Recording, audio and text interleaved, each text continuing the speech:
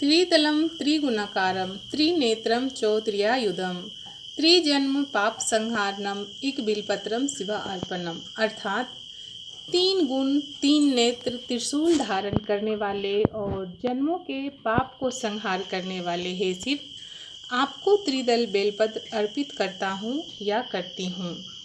सावन का महीना आते ही शिव भक्त शिव शंभू को खुश करने में जुट जाते हैं।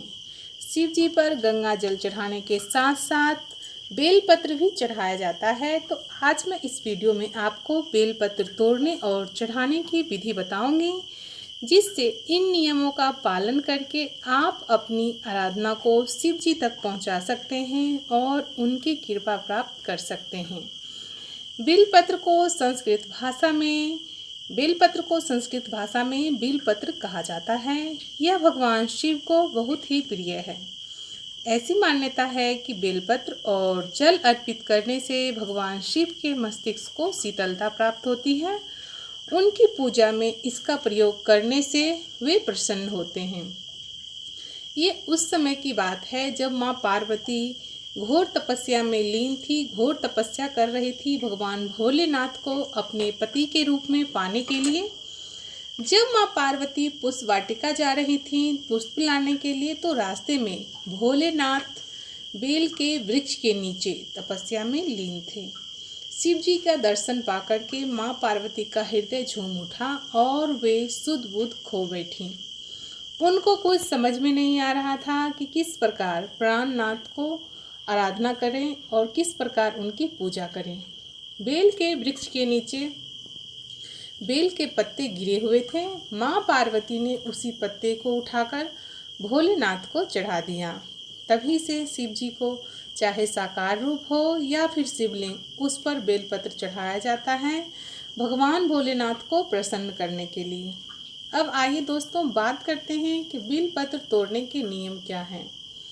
आप जब भी बेलपत्र तोड़ने जाएं, बेल तोड़ने जाएं, तो बेल के वृक्ष के नीचे इस वंदना को जरूर दोहराएं। अमृत से उत्पन्न सौंदर्य व ऐश्वर्यपूर्ण वृक्ष महादेव को हमेशा प्रिय हैं। भगवान शिव की पूजा के लिए हे वृक्ष, मैं आपके पत्र को तोड़ती हूँ। इस तरह के वंदना को करते हुए आप जब भी तोड़ें, तोड़ने से पहले भी ये वंदना बोलें और तोड़ने के बाद भी इस वंदना को जरूर बोलें। मैं फिर से बोलती हूँ, अमृत से उत्पन्न सौंदर्य व ऐश्वर्यपूर्ण वृक्ष महादेव को हमेशा प्रिय हैं। भगवान शिव की पूजा के लिए हे वृक्ष, मैं आपके पत्र को तोड़ती हूँ।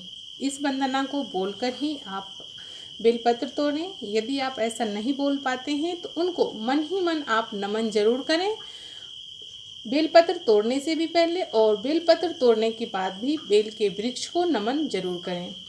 चतुर्थी, अष्टमी, नवमी, चतुर्दशी, अमावस्या, संक्रांति, सूतक काल और सोमवार के दिन बेलपत्र नहीं तोड़ना चाहिए। इस बात का आप विशेष ध्यान रखें।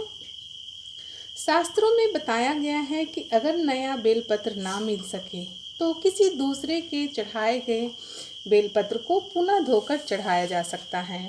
बेलपत्र को बासी 7 दिनों तक नहीं माना जाता। 7 दिनों तक एक ही पत्ते को आप पुनः धो के उसको शिव जी को अर्पित कर सकते हैं। बेलपत्र आप जब भी तोड़ें तो टहनी नहीं तोड़कर पत्र को तोड़ें। वृक्ष को किसी भी प्रकार का नुकसान ना हो, इस बात को आप अवश्य ध्यान रखें। दोस्तों, जब भी आप बेलपत्र तोड़ें तो इस जो नियम बताई हूँ मैं, इस नियम का पालन अवश्य करें। अब आइए जानते हैं कि बेलपत्र कैसे चढ़ाएं। हमेशा शिव जी को उल्टा बेलपत्र ही चढ़ाया जाता है। बेलपत्र को हमेशा विषम संख्या में ही चढ़ाया जाता है, जैसे 3, 7, 11, 21।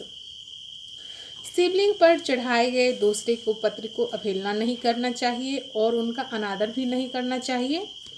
यदि बेलपत्र नहीं मिल पाए, आप नहीं तोड़ पा रहे हैं, तो बेल के वृक्ष के दर्शन ही कर लें, तो शिव जी प्रसन्न होते हैं। दोस्तों, भगवान शिव को बेलपत्र अर्पित करने से मनुष्य के सर्व कार्य व मनोकामना सिद्ध होती हैं। सावन में बेलपत्र अर्पित करने का विशेष महत्व शास्त्रों में बताया गया है। जब भी आप बेलपत्र शिव शंभू को अर्पित करें तो बेलपत्र में चक्र और वज्र नहीं होना चाहिए। चक्र क्या होता है और वज्र क्या होता है, आइए मैं आपको बताती हूँ। कीड़े द्वारा बनाए गए सफ़ेद चिन्ह को चक्र कहते हैं एवं बिलपत्र के ठंडल के मोड़े हुए भाग को, जो थोड़ा सा मोटा भाग होता है और मुड़ा हुआ होता है, उस भाग को वज्र कहते हैं। और कटे फटे बेलपत्र भी शिव जी को नहीं चढ़ाना चाहिए, इस बात का भी आप ध्यान रखें। शिव पुराण के अनुसार सावन माह के जो सोमवार हैं, उस सोमवार को शिवालय में बेलपत्र अर्पित करने से 1 करोड़ कन्या दान के बराबर फल मिलता है। बेल के वृक्ष की जड़ को सफ़ेद धागों में पिरोकर रविवार के दिन धारण करने से रक्तचाप, क्रोध और असाध्य रोगों से निजात मिलता है। मधुमेह व पेट के रोगियों को बेलपत्र का सेवन जरूर करना चाहिए। तो ये तो थी छोटी सी जानकारी कि बेलपत्र कैसे तोड़ें और किस दिन ना तोड़ें और किस प्रकार शिव समूह के बेलपत्र अर्पित करें। तो इस बात का आप विशेष ध्यान रखते हुए जब भी शिव समूह की पूजा करें, ये जो नियम बताए गए हैं इसका पालन अवश्य करें। Thanks for watching. Good bye and take care friends.